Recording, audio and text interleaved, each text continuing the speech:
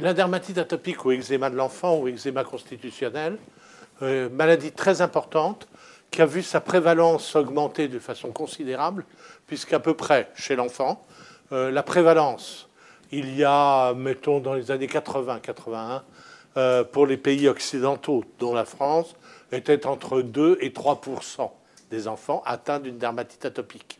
Le chiffre maintenant, pour la France, est entre 14 et 16%, et pour certains pays d'Europe, monte jusqu'à 20%. Donc c'est une progression considérable de cette affection qui s'est faite en 20 ans, quoi, à peu près.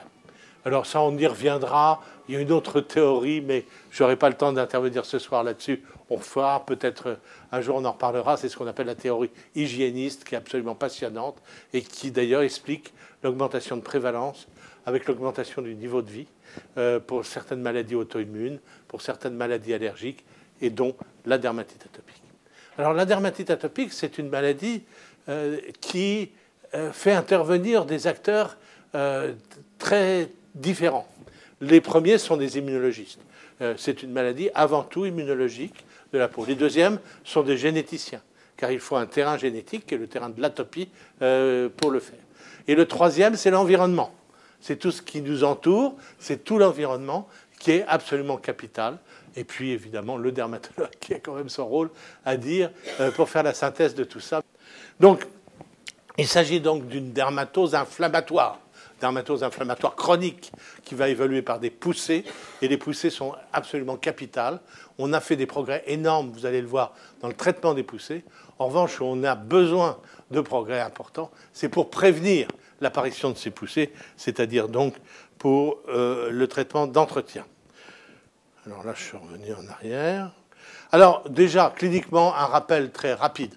Le point essentiel pour le diagnostic, surtout chez l'enfant, parce qu'il est parfois plus difficile, parce que c'est le début, c'est avant tout le prurite.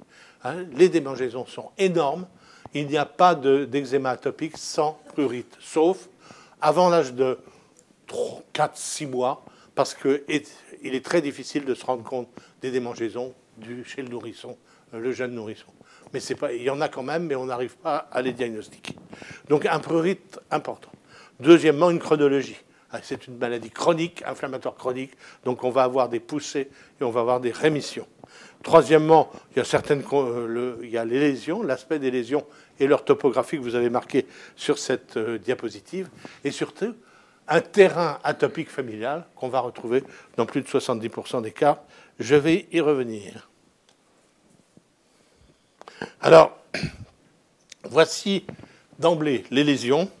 Alors, vous voyez qu'on a des lésions qu'on appelle eczématiformes, c'est-à-dire, alors ça c'est pareil chez l'adulte et chez l'enfant. Simplement, les localisations seront un peu différentes.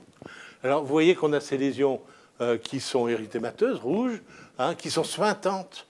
Alors, elles sont soit granuleuses, quand vous passez votre main, soit suintantes. Elles sont suintantes, elles sont très mal limitées. C'est des lésions extrêmement mal limitées. Et le tout siégeant sur une peau qui est très, très sèche. C'est ce qu'on appelle la xérose dans notre langage, dans notre jargon. Et c'est un des signes ici essentiels.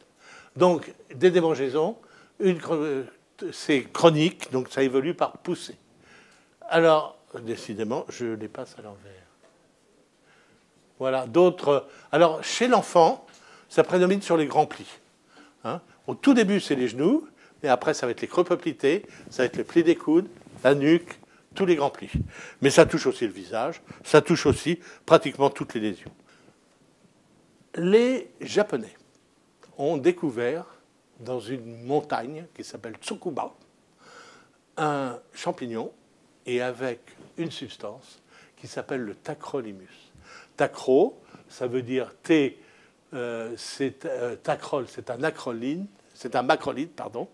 Et le T, c'est pour Tsukuba, ma montagne, et imus, immunosuppresseur. Ce produit s'appelle le protopique en commercialisation en France.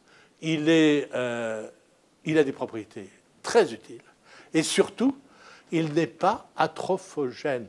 Vous savez que le gros problème de la corticothérapie locale, c'est qu'on entraîne des atrophies cutanées et on entraîne plein de complications locales si on ne le surveille pas bien, si on ne le fait pas bien. Eh bien, le tacrolimus va nous permettre justement de traiter des zones où la corticothérapie locale est contre-indiquée, comme notamment le visage, les paupières avant tout, autour de la bouche, les fesses du nourrisson. Donc c'est une révolution. Et il y en a un deuxième, qui est le cousin germain, qui s'appelle Pimecrolimus, qui est l'Elidel, qui malheureusement n'est pas encore commercialisé depuis le temps en France.